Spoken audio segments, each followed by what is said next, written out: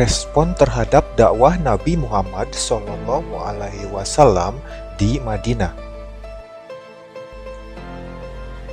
Penyebaran agama Islam di Madinah sangat pesat.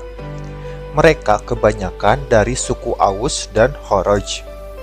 Awalnya, orang Yahudi menerima kedatangan Nabi SAW. Karena sekutu mereka, suku Aus dan Khazraj, sudah tidak membutuhkan bantuan mereka lagi. Akhirnya orang Yahudi memusuhi umat Islam. Mereka bekerja sama dengan kaum kafir Quraisy untuk menghancurkan Islam. Akibatnya terjadi peperangan.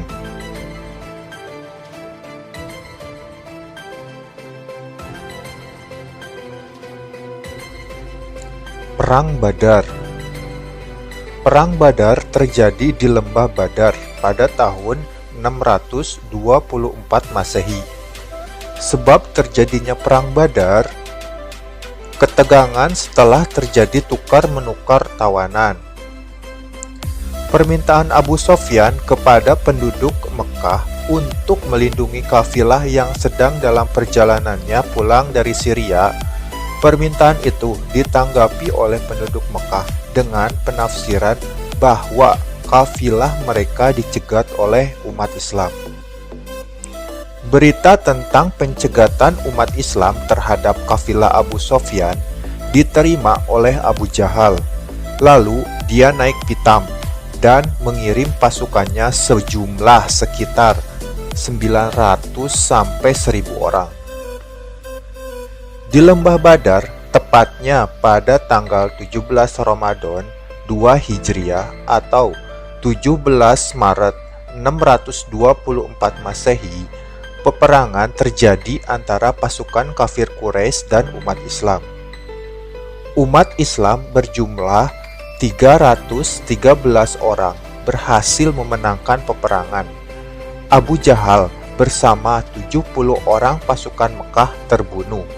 Sementara pasukan Islam 14 orang mati syahid. Perang Uhud. Setelah kalah dalam Perang Badar, kafir Quraisy Mekah merencanakan untuk menyerang kembali. Pada bulan Ramadan tahun 3 Hijriah atau 625 Masehi, mereka berangkat menuju Madinah dengan membawa 3.000 pasukan berunta, 200 pasukan berkuda, dan 700 orang berbaju besi di bawah pimpinan Khalid bin Walid. Nabi Muhammad SAW mengetahui rencana itu melalui sepucuk surat dari Abbas bin Abdul Muthalib. Nabi memutuskan untuk keluar kota Madinah, kemudian berangkat dengan 1000 tentara. Baru melewati batas kota, Abdullah bin Ubay dengan 300 pengikutnya membelot dan kembali pulang.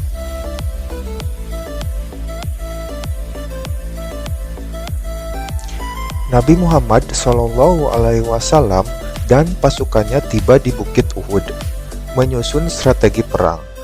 Pasukan ditempatkan di belakang bukit dengan dilindungi oleh 50 pemanah mahir di bawah pimpinan Abdullah bin Zubair yang ditempatkan di lereng bukit tinggi. Ditugaskan untuk membendung pasukan berkuda kafir Quraisy dan tidak meninggalkan tempat dengan alasan apapun. Pada awalnya, pasukan umat Islam berhasil memukul mundur pasukan kafir Quraisy. Pasukan Islam tergoda dengan harta benda yang ditinggalkan musuh. Mereka mengumpulkan harta rampasan dan tidak menghiraukan gerakan musuh. Beberapa pasukan pemanah tergoda dan turun dari bukit, menganggap perang sudah selesai. Hanya sedikit pasukan pemanah yang bertahan di bukit.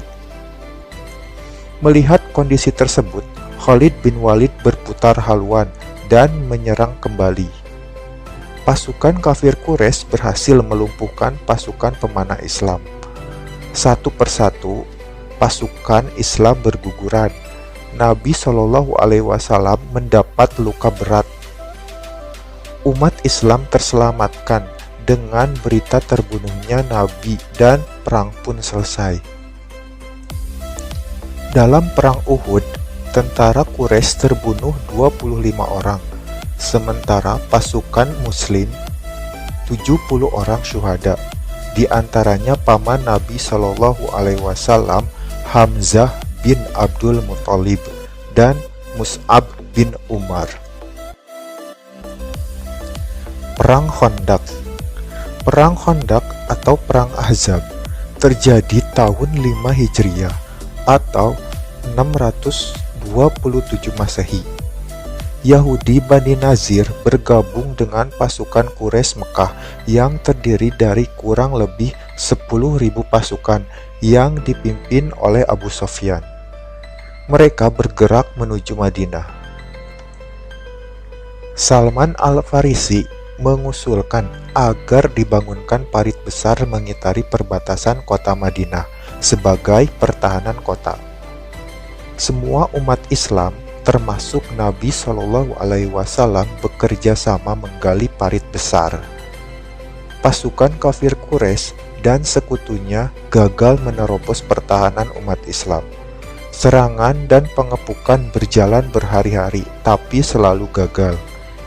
Hingga akhirnya tenda-tenda mereka roboh dengan angin beserta badai pasir. Pasukan kafir Quraisy membubarkan sekutunya dan kembali ke tempat masing-masing.